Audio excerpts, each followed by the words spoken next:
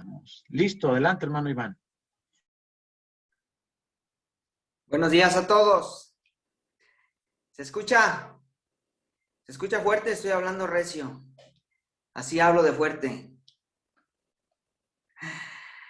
Me da mucho gusto saludarlos a todos, ver sus caras. Me da más gusto ver conectada a mi hermana Paloma desde Elgin, Illinois. Hermana, te amamos. Gracias por conectarte. Hoy vas a escuchar a tu hermano predicar. A ver cómo nos va. Como dice Brian, palabra de Dios. Pero están todos sujetos a escudriñar ustedes las escrituras. No hagan tanto caso de que inspiración divina. El Señor nos ha llamado a ver si el predicador está diciendo lo que dice en la palabra. Así es que, gracias Brian por esta introducción. Gracias David. Han tocado los dos temas, puntos claves dentro de este mensaje, la entrada triunfal. Ahí durante la semana les estuve compartiendo parte de la predicación para ir un poquito encaminándonos en lo que sería el mensaje del día de hoy. ¿Por qué ponerle otro nombre al que ya tienen nuestras Biblias? La entrada triunfal. Y bueno, quiero preguntarles a todos ustedes, ¿qué van a hacer en Semana Santa? ¿Quién va a salir de vacaciones? Vámonos a la estancia de los López. Vamos a salir, si Dios lo permite, fielmente, dicen por allí, religiosamente, como cada año. ¿Quién va a ir a Centro Mateo? ¡Vámonos! Perfecto, muy bien, Renata. Qué bueno. Todos, la realidad, como decía ahorita Brian, tenemos esta oportunidad de programar nuestra agenda y hacer realmente lo que queramos dentro de la voluntad de Dios. Algunos se salen de vacaciones, otros irán a Centro Mateo. ¿Y qué hizo Jesucristo en esta fecha? ¿Qué hizo el Señor Jesús en esta fecha? Cada día, cada año, como buen judío, respetuoso de la ley de Moisés, el Señor Jesús viajaba a Jerusalén. Iba a celebrar cada año la fiesta más grande e importante del pueblo de Israel. ¿Alguien sabe cuál fiesta es esta? La Pascua judía. La Pascua judía. Esta festividad, el pueblo de Israel recordaba a sus antepasados cómo Dios los había librado de Egipto. Las familias se reunían para compartir el llamado Cordero Pascual y al día siguiente de esta cena comían empezaba la fiesta de los famosos panes sin levadura. Entonces la fiesta de la Pascua marca el inicio del año judío. Un poquito aquí de historia judía, el mes donde se celebra la Pascua se llama el mes de Nisán. Y el mero día 14, de acuerdo al calendario religioso judío, cae exactamente en nuestro calendario gregoriano entre los meses de marzo y abril. Por eso es que en estas fechas siempre nosotros de alguna forma recordamos lo que es la Semana Santa. La Pascua ha sido una fiesta que instauró el Señor y está registrada con lujo de detalle en el libro de Éxodo. Por ahí en la semana sería lindo que se dieran esa oportunidad de leer el capítulo 12, cómo es que el Señor instauró la Pascua y lo que los judíos recordaban. Y a eso subía el Señor Jesucristo en esta oportunidad y cada año desde que Él era pequeño, desde que Él era un niño, acuérdense por ahí que sus padres lo llevaban. En una de esas hasta se les perdió, ¿no? Y lo encontraron en medio de los líderes religiosos, de los maestros de la ley, enseñándoles a este niño, haciendo unas preguntas que dejaba atónitos a todos estos maestros de la ley. Entonces, desde pequeño fue así con el Señor Jesucristo. Él se programaba, no iba a Centro Mateo, no iba a Estancia de los López, no iba a los balnearios, él iba a Jerusalén a celebrar la fiesta judía. Y a partir de los 20 años, como marca la ley, cada varón judío es responsable de acudir a estas fechas y ofrecer en esta fiesta un sacrificio a Dios, a rendir adoración a Dios. Ahora, cuando Jesús inició su ministerio allí en Palestina, estudiosos de la vida de Jesús, volumen 1 y volumen 2, Palestina es como los romanos conocían al territorio de Israel, ¿correcto? Bien.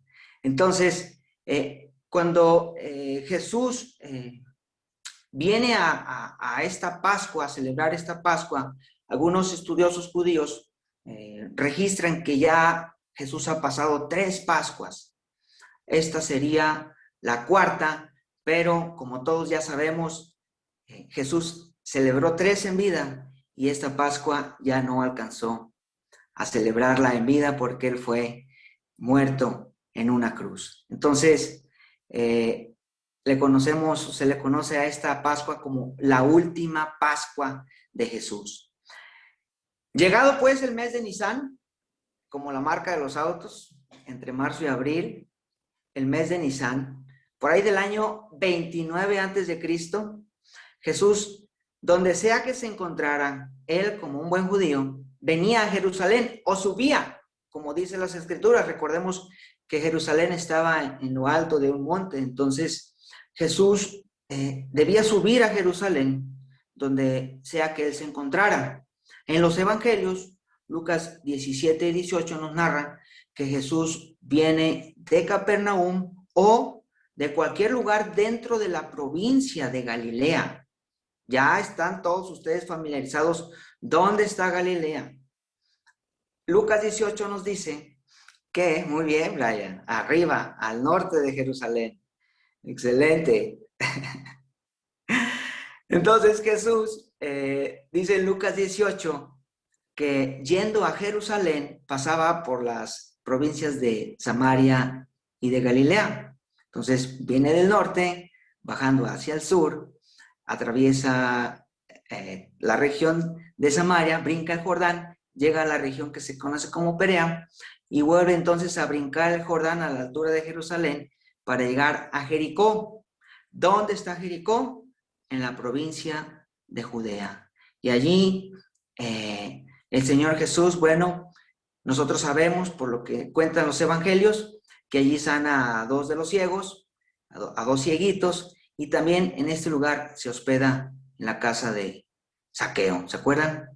Entonces, a este viaje que Jesús emprende desde la provincia de Galilea, se le conoce como el último viaje. Y estando Jesús ya en los alrededores de Jerusalén, para celebrar la tercera o cuarta Pascua, depende de los escritores y los estudiosos de la Biblia, 3 o 4 Pascuas, no importa, era la última que Jesús iba a celebrar. Estando ya Jesús en Jerusalén, desde el inicio de su ministerio, a último tiempo que Jesús está en vida entre nosotros, se le conoce como la última semana. Entonces, el último viaje de Jesús a Jerusalén, la última Pascua, la última semana de Jesús. Nos decía Brian la semana pasada, cuando pensábamos o decíamos en Semana Santa, lo primero que se nos venía a la mente es vacaciones, playa, salir de la ciudad, descanso. Nosotros saldremos al pueblo. Y agregaba Brian, y hoy mismo lo vuelve a decir, oremos para que más gente conozca lo que en realidad es la Semana Santa. Y en ese momento, hermanos, caí en cuenta que yo y muchos de nosotros, no sé si sea tu caso, no reconocemos el peso de lo que implica la Semana Santa, de lo que es la Semana Santa. Nosotros no damos la importancia de vida a esta semana dentro de todo el plan de salvación de Dios. Les pongo un ejemplo y me atrevo a decir lo siguiente. Nosotros conocemos más sobre la Navidad, del nacimiento de Jesús. Conocemos más de este evento que de la muerte y la resurrección de nuestro Salvador.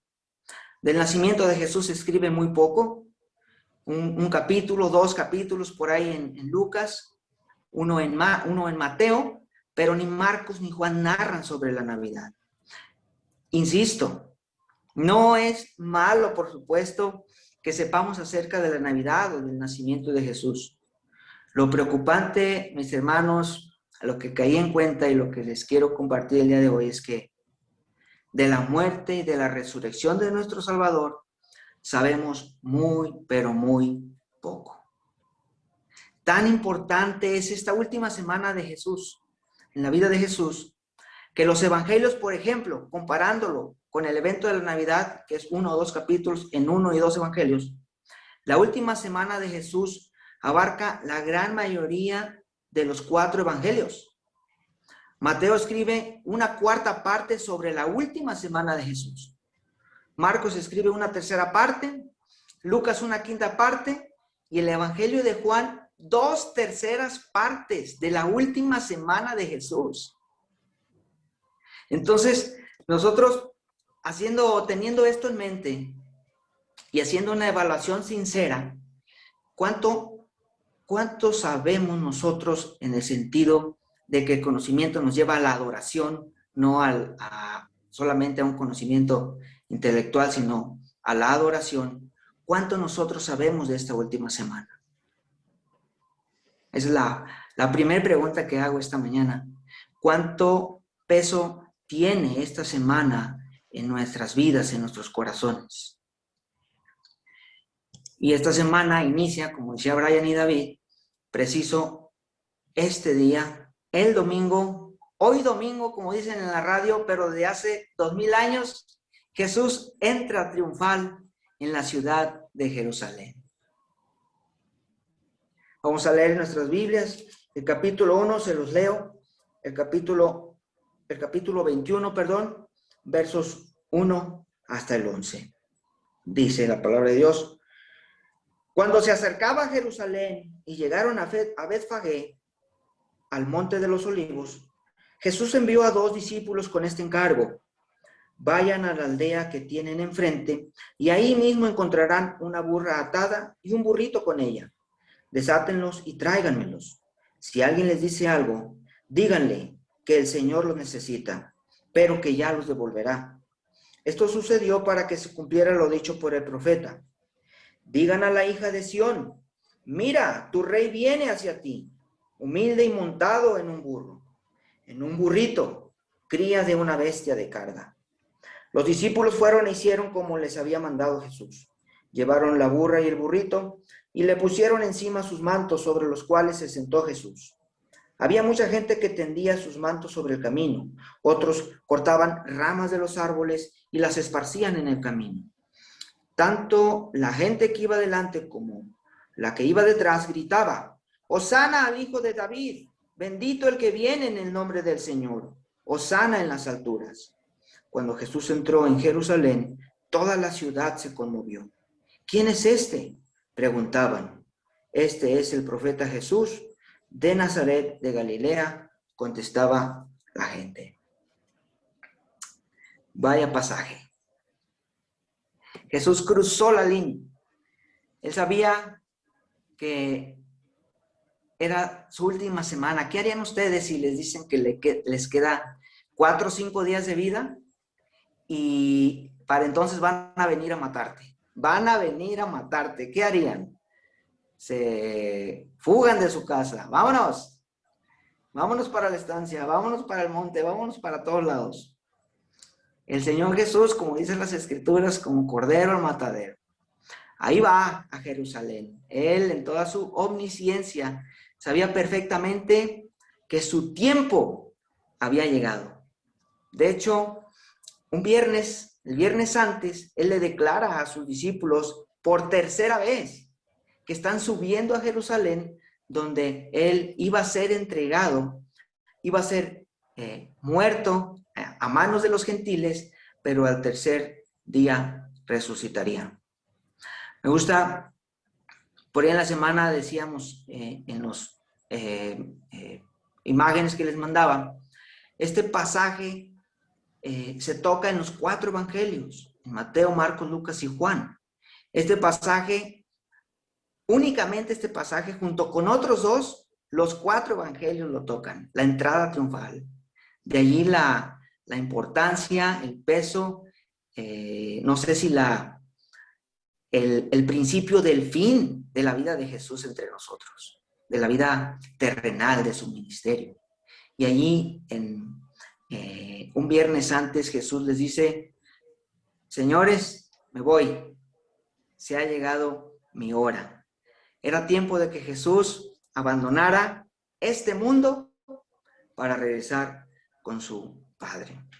Lucas 19, 28, no lo busquen, Lucas 29, 18, porque vamos a estar haciendo referencia a los otros 3 evangelios. Estamos leyendo desde Mateo, desde la perspectiva de Mateo, pero aplicando la técnica de comparación, mis hermanos estudiantes de la vida de Jesús, vamos a hacer uso de las otras revelaciones en los otros evangelios. Entonces, Lucas 19, 28 dice que Jesús iba subiendo hacia Jerusalén delante de, y me llama mucho la atención esta afirmación que hace el evangelista Lucas, delante de. ¿Qué significará? ¿Qué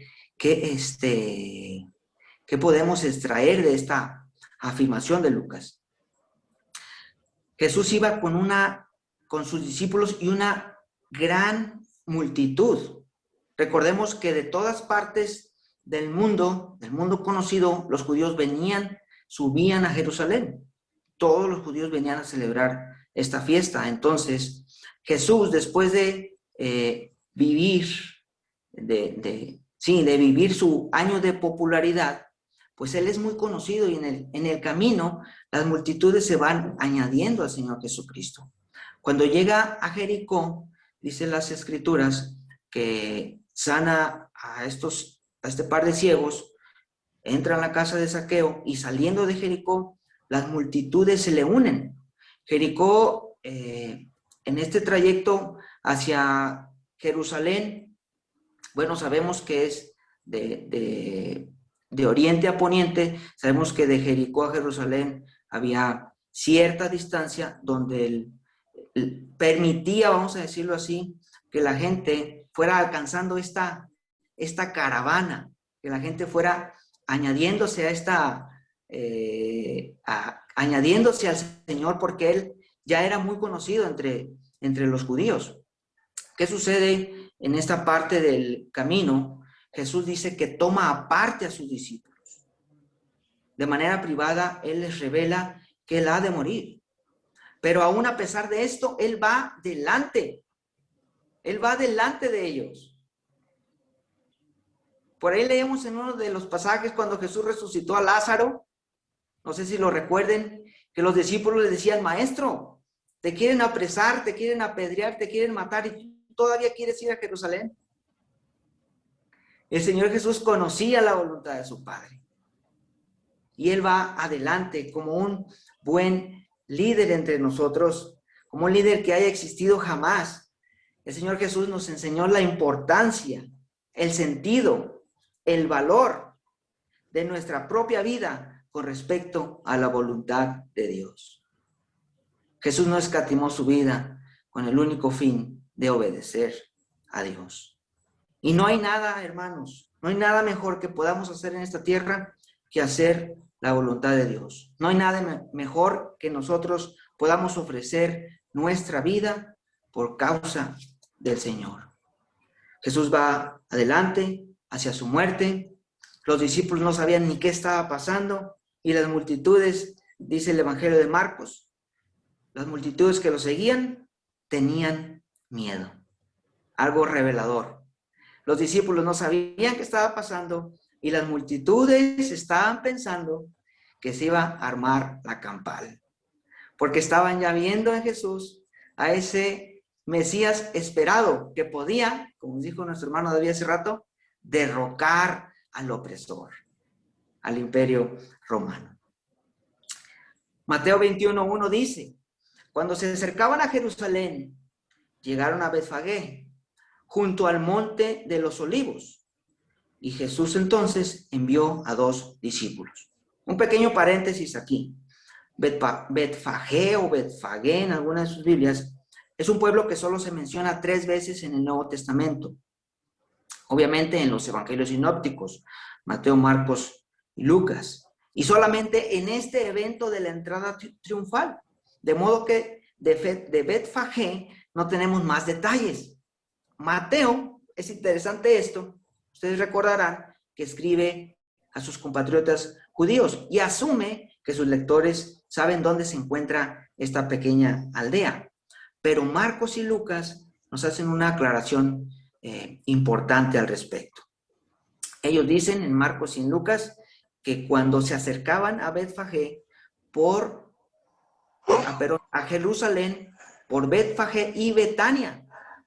Y entonces cuando nosotros decimos Betania, ya sabemos dónde está. Hay más textos bíblicos sobre este pueblo, hay más cosas que sucedieron aquí. Era un pueblo importante en el ministerio del Señor Jesucristo. Y como a Jerusalén, asumimos que como la capital de Israel podían de llegar de muchísimos lugares, la Biblia nos narra que venían desde esta dirección, de Jericó, Betania, y ahora se encontraban en Betfagé.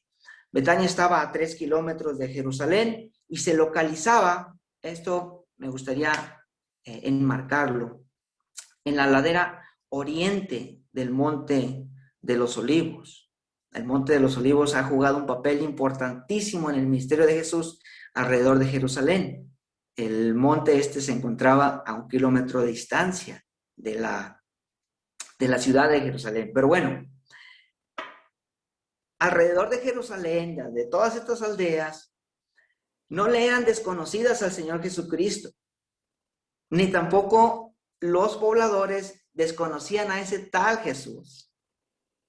Entonces, es importante que sepamos eso, porque ahora que estamos estudiando la vida de Jesús, la divinidad de Jesús y la humanidad de Jesús, cuando no encontramos alguna respuesta a algo, pues se lo atribuimos a la divinidad de Jesús. Pero ojo aquí, Jesús conocía las aldeas y los aldeanos, por supuesto que conocían a Jesucristo. Entonces, allí en Betania, no sé si se acuerdan qué sucedió, qué aconteció acá en esta aldea. En esta aldea, Betania, vivía Lázaro, Marta y María. ¿Qué milagro pasó en este lugar? La resurrección de Lázaro. Ahora, este milagro fue el milagro que colmó los celos, la envidia y el miedo de los líderes religiosos. Este milagro se hizo a fechas muy cercanas de celebrar la Pascua. Fue allí en Betania. Entonces, los líderes religiosos llegaron a pensar que este hombre, este Galileo, este carpintero, tenía la influencia y la popularidad suficiente para mover a toda una nación en un levantamiento contra los opresores romanos. De allí que el sacerdote en turno determinó matarlo. Dijo Caifás, conviene que un solo hombre muera en lugar de toda una nación. Y también planearon matar a Lázaro. No queremos que vea a este hombre que estaba muerto y que en presencia de muchos testigos fue resucitado. Entonces, cuando Jesús se entera que planean matarlo, él se retira un poquito al desierto. Mientras llegaba precisamente su hora. No pasó mucho tiempo allá cuando viene nuevamente a Betania, donde es ungido, y todos sabemos que la unción anticipaba la muerte del Señor Jesucristo. El viernes en el camino entre Jericó y Betania, el Señor Jesús anuncia por tercera vez su muerte. El día sábado es ungido por María, ungido con un perfume de nardo súper costoso. Y entonces tempranito, al día siguiente, el día domingo, un día como hoy, pero de hace 2000 años, el Señor Jesucristo, después de haber pasado un rico tiempo con los amigos allí en Betania, en casa de Lázaro, Marta y María, Después de haber tenido una rica cena, después de haber sido ungido, el Señor va delante hacia Jerusalén. Betfagé estaba muy cerca de Betania. Dicen algunos estudiosos que era pasando una quebradita. Una quebradita es un vado, un arroyo, un río, una bajada importante.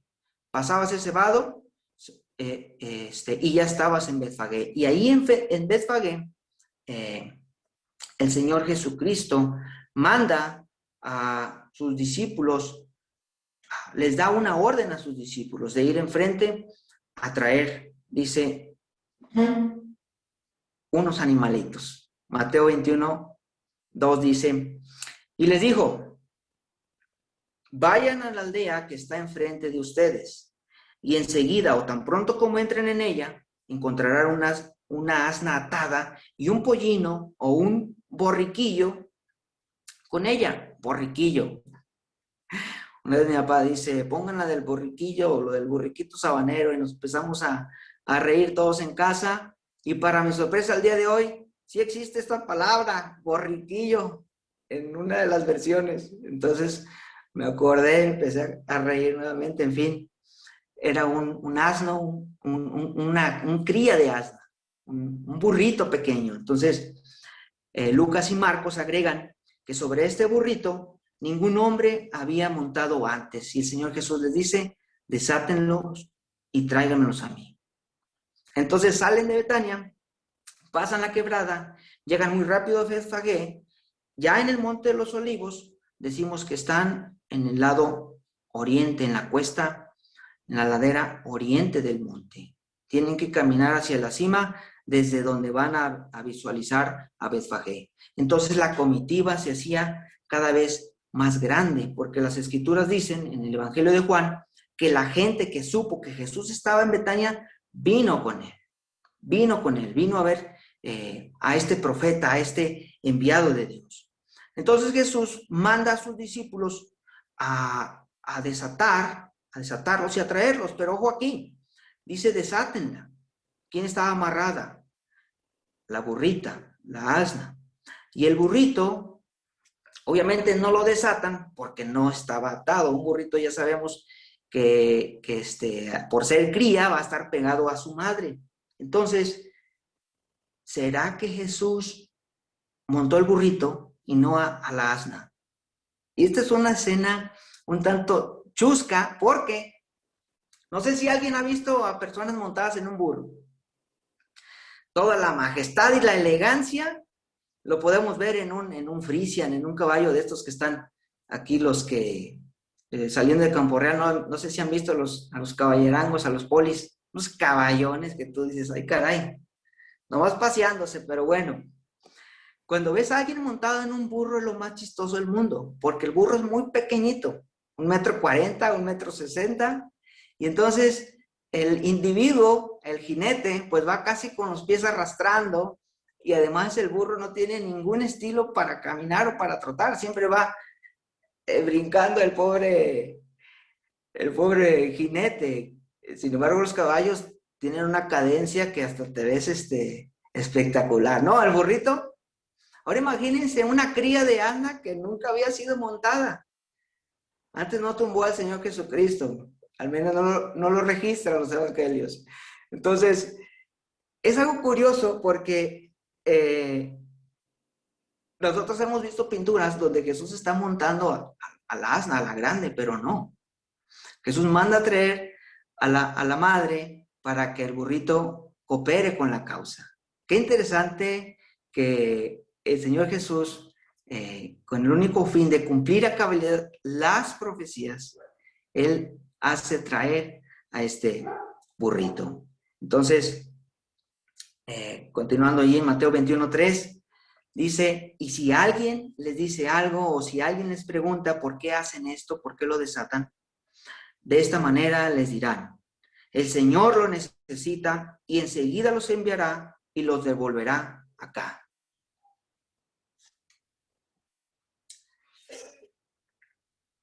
Me imagino la cara de los discípulos como pensando, vamos a ir a esa aldea. Vamos a encontrar un burro, como el maestro lo dice, con una cría. Vamos a tener que desatarlo y vamos a tener que traérnoslo. Así nomás.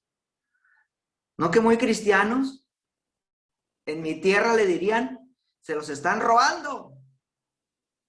Pero el Evangelio no dice nada de la reacción de los discípulos. Entonces, imagínense también un poquito en el pensamiento de ellos, ¿qué si no está ahí? ¿Qué si nos dicen algo? ¿Qué si nos ponen una corretiza con palos y piedras por tomar lo que no es nuestro? Entonces, los discípulos obedecieron. Esa era su confianza en el Señor. Y hay dos cosas lindas en este versículo. La primera cosa que me llama la atención es que Jesús hace uso de su omnisciencia. Dios, 100% hombre, 100% Dios. Jesús 100% hombre, 100% Dios, hace uso de su omnisciencia. Sabe, sin estar físicamente, sin haber visto físicamente, qué cosa habría en la aldea. Van a decir algunos incrédulos, personas y animales. Ok, pero sabría dónde sabría con seguridad que habría animales, sabría con seguridad dónde los iban a encontrar. Sepan ustedes que antes los animalitos estaban dentro de las casas y este día Jesús les dice que el animalito va a estar en la calle. Los dos animalitos iban a estar en la calle. No era normal ni común que en las aldeas en aquel entonces dejaran los animales en la calle. Siempre los metían por lo menos a su corral. Entonces Jesús sabía qué habría en la aldea, dónde estarían ubicados los animalitos y además sabría que los dueños iban obviamente a salir y a preguntar qué estaba pasando. La omnisciencia de Cristo, nuestro Señor y nuestro Salvador, ¿no debería generar esa confianza en nosotros?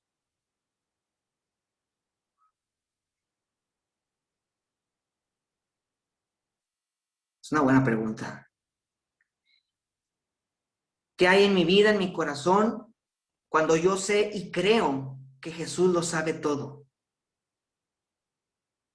Que Él lo sepa todo, todo lo que va a suceder en nuestras vidas, y que eso que nos pueda suceder está sujeto a un plan mayor, a un propósito divino, no debiera provocar esto en un incremento en la fe, en un incremento en la confianza para con Dios. ¿No debiera esto generar paz en nuestros corazones?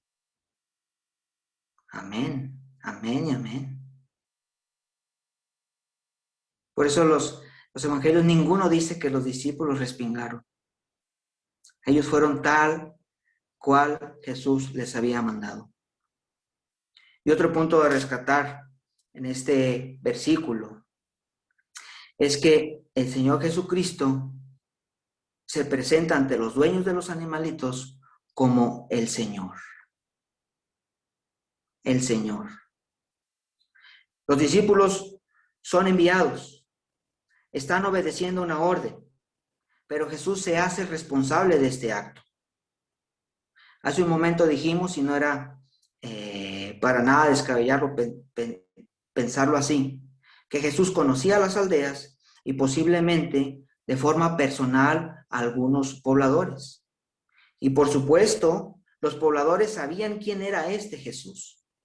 Estas personas, al escuchar simplemente el Señor los necesita, ya sabrían perfectamente a quién se refería. No habría entonces ningún motivo para negar esta petición al Señor. ¿Y quién le voy a decir en la escena de Moisés y la zarza ardiente? ¿Y quién les voy a decir quién eres tú? Yo soy. Yo soy. Y aquí a los discípulos, ¿y qué vamos a hacer, Señor? Díganles que el Señor los necesita. No el Señor Jesús, no el Señor, el hacendado fulano de tal. No, el Señor. Hizo acordarme en una ocasión, hace como unos 4 años, nos pasó a mí, a Meli, el burro por delante, ¿verdad? Hablando de burros. A Meli y a mí nos preguntaron, ¿y cómo le hicieron para resolver esa situación? Estábamos en un hospital, ¿no? Y nos dicen, ¿y cómo le hicieron para resolver esto? Y Meli respondió, nos ayudó el Señor. Y entonces le preguntaron, ¿cuál Señor?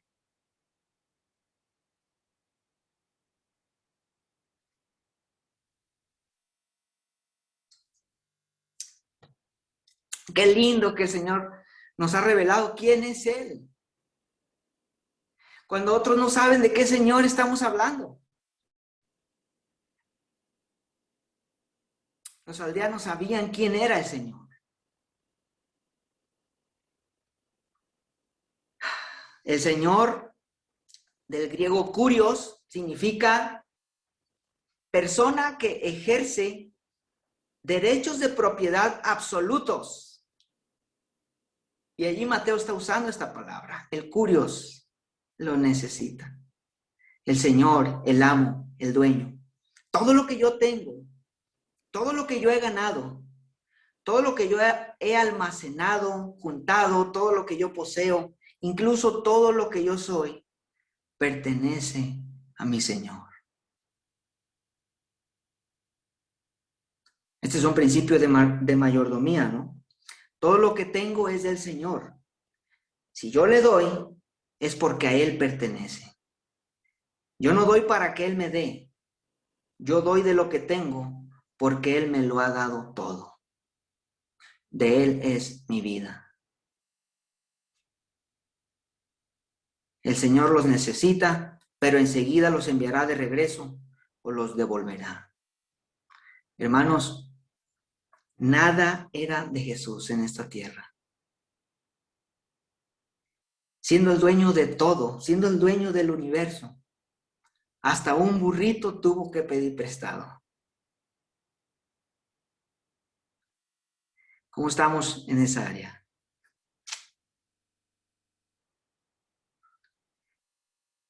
En el verso 4, Mateo, ya lo decíamos, quien escribe a los judíos, es el evangelista que más hace referencias al Antiguo Testamento.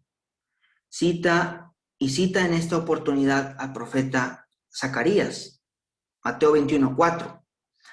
Esto sucedió para que se cumpliera lo que fue dicho por medio del profeta. 21:5.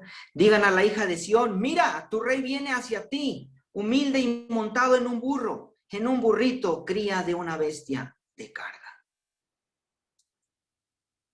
Ahorita David nos daba esta cita, Zacarías 9:9, donde dice, regocíjate sobremanera, alégrate mucho, hija de Sión, da voces de júbilo, grita de alegría, hija de Jerusalén. Tu rey viene hacia ti, justo, salvador y humilde, montado en un asno, en un pollino, cría de asna. Aquí vemos a Mateo trayendo una cita del Nuevo Testamento y reconociendo a Jesús como el rey esperado, como el rey prometido. Jesús está cumpliendo una profecía mesiánica. ¿Qué es una profecía mesiánica?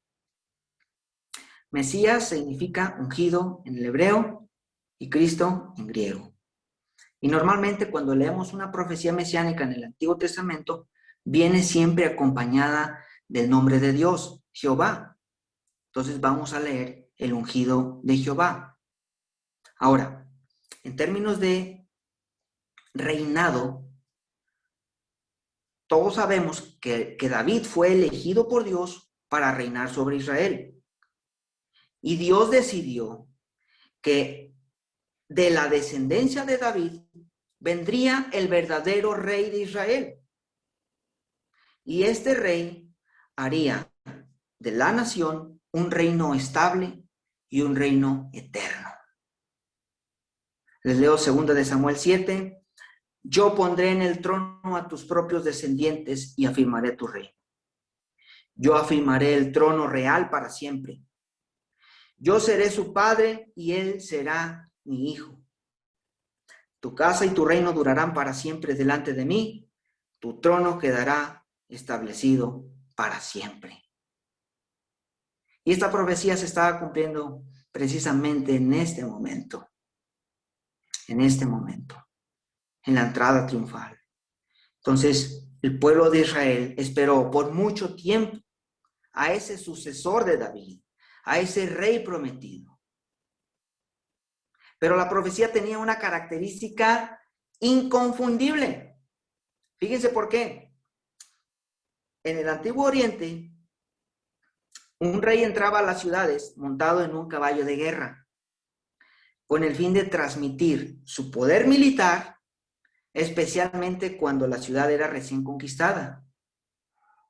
Donde no entrara en un caballo de estos, la gente que había sido conquistada podría ver este gobierno como débil, ilegítimo, recibirlo con desconfianza, incluso llegar a rechazarlo.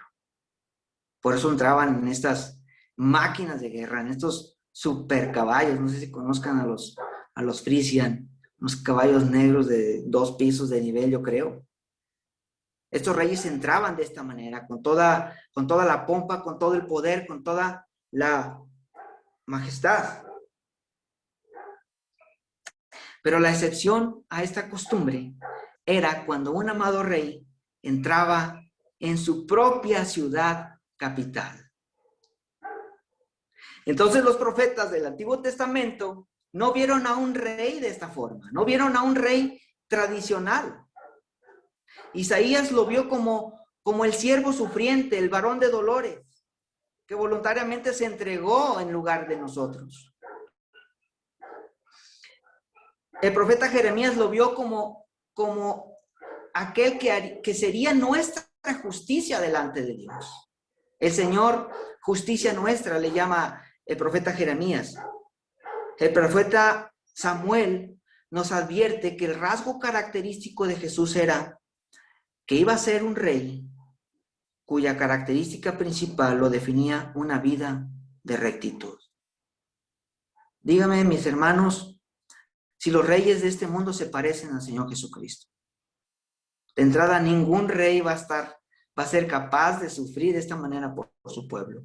Ningún rey va a ser capaz de ser llamado varón de dolores. El rey, por más justo que sea, siempre y nunca jamás van a compararse con la justicia que Dios nos ha traído en la muerte del Señor Jesucristo. Por más que imparta justicia a un rey, nunca va a ser completamente justo.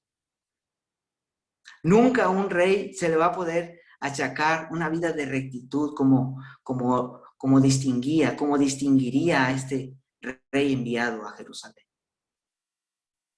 Y el profeta Zacarías, como lo acabamos de leer, resalta a un Salvador cuyo ministerio descansaría en la humildad.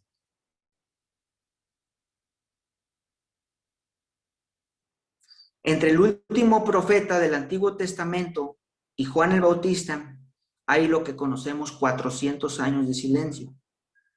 Este periodo se llama periodo intertestamentario. Y en este periodo se escribió historia, se continuó escribiendo la historia de Israel. No fueron libros inspirados, pero están allí como libros históricos.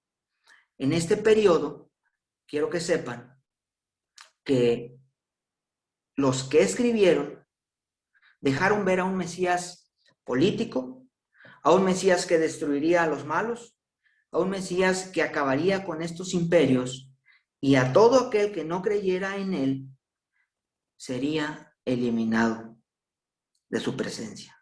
Y entonces podría establecer un reino perfecto. Pero Jesús tenía su propia idea del reino mesiánico, dando cumplimiento a las profecías mesiánicas de acuerdo a Isaías, a Jeremías, a Samuel, a Zacarías y a todos los profetas que habían profetizado sobre él, y no conforme a lo que el pueblo de Israel se había idealizado. Alégrate, hija de Sión, que el rey que esperas no tiene nada de aspecto de rey como tú te lo imaginas. La entrada triunfal fue el cumplimiento de la profecía mesiánica escrita en Zacarías 9:9 para enseñar al pueblo el carácter del verdadero rey, quien vendría en humildad a traer paz y no guerra. Esperaban a ese rey poderoso y no llegó como lo esperaban. Dice Mateo 21:6 que fueron e hicieron tal como Jesús les había mandado.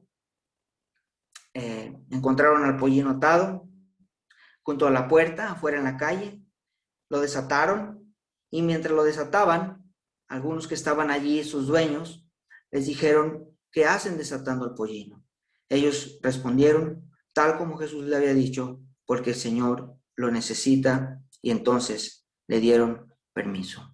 Llevaron la burra y el burrito y pusieron sus mantos encima y Jesús se sentó sobre de ellos.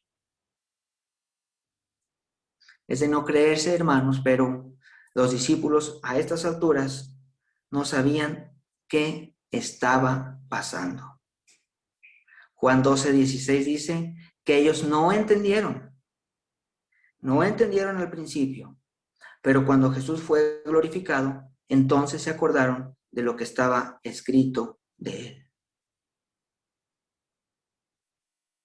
Es duro y es difícil juzgar a toda esta multitud que acompañaba a Jesús con unas motivaciones incorrectas, pero podemos leer en los pasajes que ni los mismos discípulos estaban entendiendo todas estas cosas. Por ahí Lucas, y no lo vamos a leer el día de hoy, narra que llegando a Jerusalén, empieza a llorar porque Jerusalén no supo cuándo había sido el día de su visitación. Allí nosotros, hermanos, la vida de un discípulo implica obediencia, pero esta obediencia, por supuesto que va acompañada de conocimiento, claro que sí. Si no hay conocimiento previo a la obediencia, entonces se convierte en lo que llamamos dogma de fe, o lo que le dicen por ahí, una fe ciega. Tengamos cuidado de usar esta frase, porque la fe no es ciega. La fe es la certeza, es la convicción, es la seguridad que se hará tal como está escrito. Nuestra fe es, hermanos, un estado, una situación de crecimiento. Nosotros cada vez vamos creyendo más en el Señor Jesús, cada vez vamos conociéndole más, cada vez vamos entendiendo más por qué sucedieron las cosas. Y esto trae a nosotros, o debería traer a nosotros, a nuestras vidas, una vida de adoración. De ahí que el pasaje de este año para nuestra comunidad en Campo Real es, ¿se acuerdan? Que te conozcamos a ti. Que te conozcan a ti, el único Dios verdadero, y a Jesucristo, a quien tú has enviado.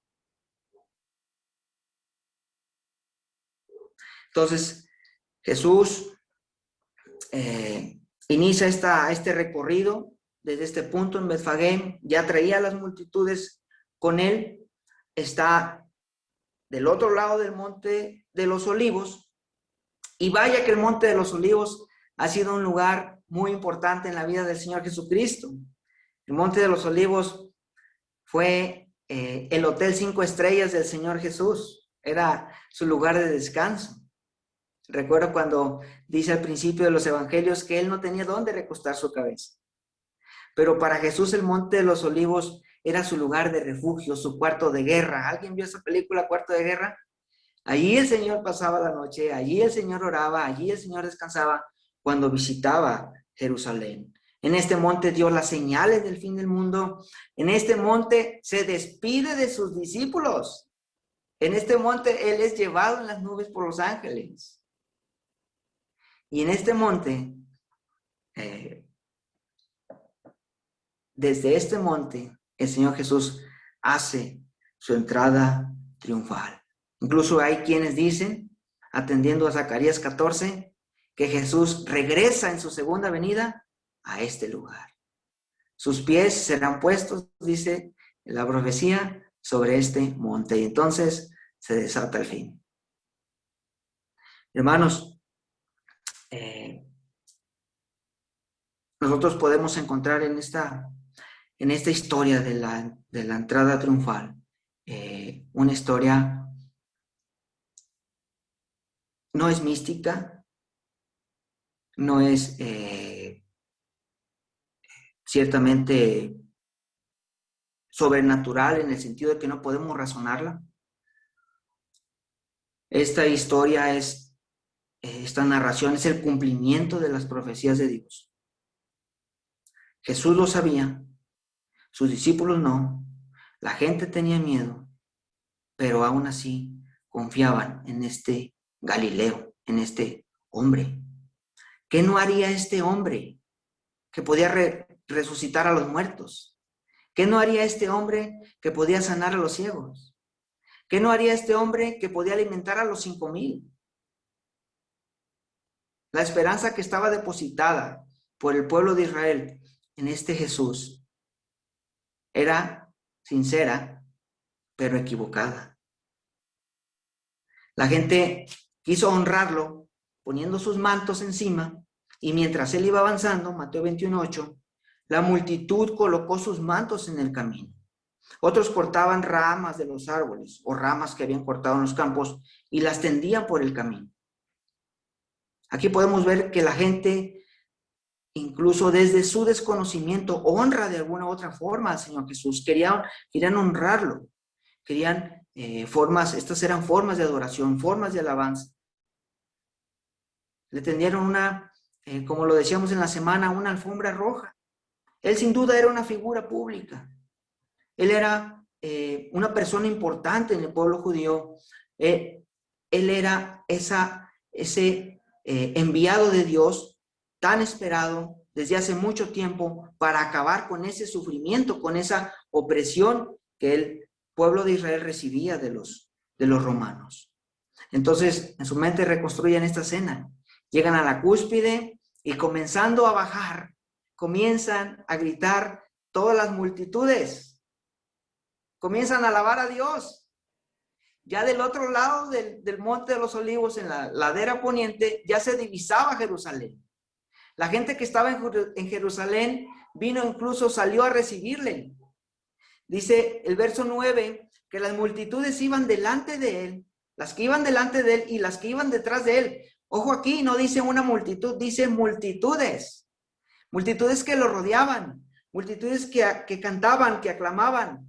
Todos ellos gritaban, Hosana, Hosana al Hijo de David. Bendito el que viene en el nombre del Señor. Bendito el reino de nuestro Padre David, que viene, que será instaurado. Hosana en las alturas, paz en el cielo y gloria en las alturas. La gente estaba desbordada de alegría. Ellos creían que ya vendría el fin de la opresión. La multitud aclamaba a Jesús. Los que estaban en la ciudad tomaron hojas de las palmas y salieron a recibirle, y las hojas de las palmas, de las palmeras, representaban victoria, representaban triunfo. Incluso era una tradición en el Antiguo Testamento que al alegrarse delante del Señor, ellos habrían de tomar estas hojas de palmas, estas ramas de árboles, y sacudirlas en frente de su rey. Levítico 23:40. Y mientras las multitudes gritaban Hosana, que significa sálvanos ahora, líbranos por favor, todos ellos agitaban sus hojas en el aire al paso de su rey. Sálvanos, Padre, sálvanos, Señor. Era un cántico, llegó a ser un cántico, el famoso Jalel que le llaman los judíos. Era un himno que ellos ya cantaban porque esperaban desde hace mucho tiempo y con ansias a este Salvador. Pero en toda linda historia hay que traer siempre a colación a la contraparte. Y esta contraparte la encontramos, por supuesto, en los opositores de Jesucristo, los fariseos.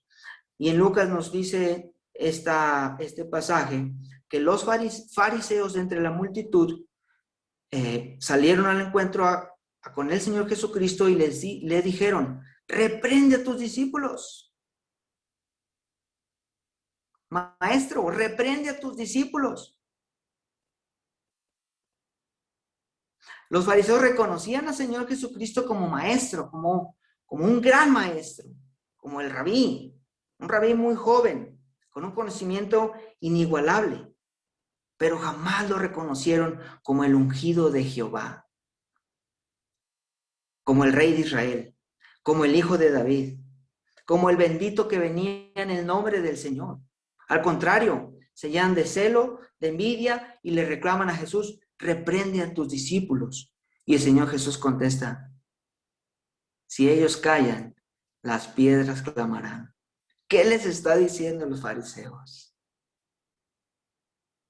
Si toda esta multitud calla, la creación va a clamar mi llegada. ¡Wow! ¡Qué respuesta del Señor Jesús! Y en el 21:10, cuando Jesús entró en Jerusalén, toda la ciudad se agitó y decían, ¿quién es este?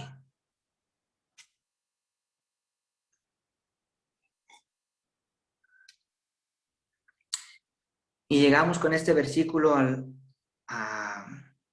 digámoslo así, al punto cúspide de esta predicación. Esta mañana es a donde había querido dirigir esta enseñanza. ¿Quién es este? Las multitudes, en el verso 11, contestaban, este es el profeta Jesús, de Nazaret de Galilea. ¿Qué está pasando acá? ¿Qué hay entre el verso 9 y el 11? El verso 10, ¿verdad? Pero ¿cómo que pasan de calificarlo del rey de Israel al profeta Jesús? Y el profeta, el título profeta para Jesús no estaba más que afirmando que esta era otra evidencia de que quien estaba entrando en la ciudad de Jerusalén era el Hijo de Dios. Era el profeta enviado a su pueblo. Era verdaderamente el profeta como Dios había visitado a su pueblo. Un profeta habla de parte de Dios al pueblo, y esto es lo que hizo Jesucristo. Vino y habló y mostró al mundo el reino de los cielos, y pocos le creyeron. ¿Y por qué digo pocos? Porque transcurriendo la semana, lo que hizo Jesús fue seguir hablando del reino de los cielos, pero nunca enfrentó jamás con la violencia al imperio romano. Y esta es la razón por la que días después, la ciudad, el pueblo, los judíos se decepcionaron. Se llenaron de frustración, de desilusión. Vieron truncados sus sueños de ser liberados de esa opresión romana. La frustración, la decepción invadió los corazones de los judíos y pasaron de gritar, sálvanos por favor, a crucifíquenlo, crucifíquenlo. ¿Quién es este?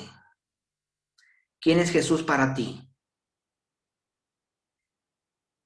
¿Quién es Jesús para ti? Quédate con esa pregunta esta semana. ¿Quién es Jesús para ti?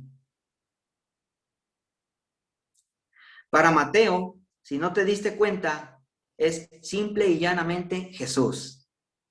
Ese Dios cercano en quien podemos confiar como un amigo.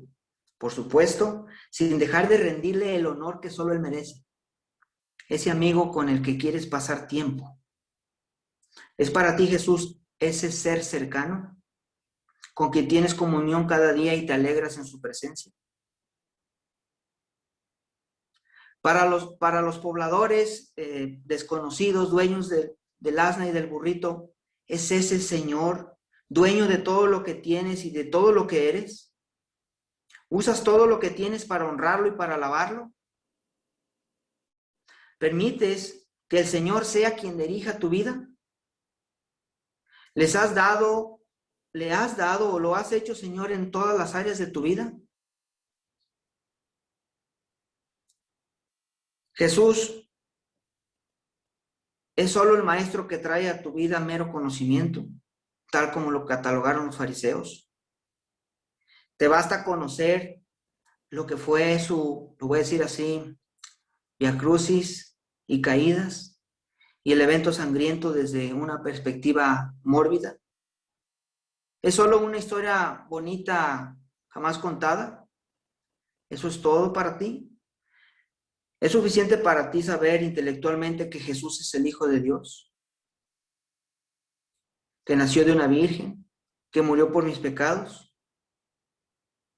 Si fuera así, entonces no habría ninguna diferencia entre la religión pasada que profesamos y nuestra experiencia como creyentes el día de hoy. ¿Esperas, como el pueblo de Israel, esperas encontrarte o vivir a un Jesús como ese Rey poderoso que te librará ahora mismo de tus problemas, de tus ansiedades, de tus preocupaciones, de tus enfermedades, de todo lo que te oprime? ¿Ves a Jesús como ese Aladino que te está esperando para que le pidas y no conforme a su voluntad para que te conceda las cosas? ¿O es ese Rey que adorarás en medio de cualquier circunstancia, bajo cualquier prueba que Él te ponga? ¿O es ese Rey que le rendirás alabanza todos los días de tu vida y no solo unas cuantas veces al mes? ¿Ves a Jesús como las multitudes lo recibieron, como ese profeta enviado de Dios para estos últimos tiempos, para mostrarnos su gloria y sobre quién es Él? ¿O Jesús es alguien más que habla de parte de Dios? En estos días, Eleazar nos hacía esta pregunta: ¿qué es la Biblia para ti?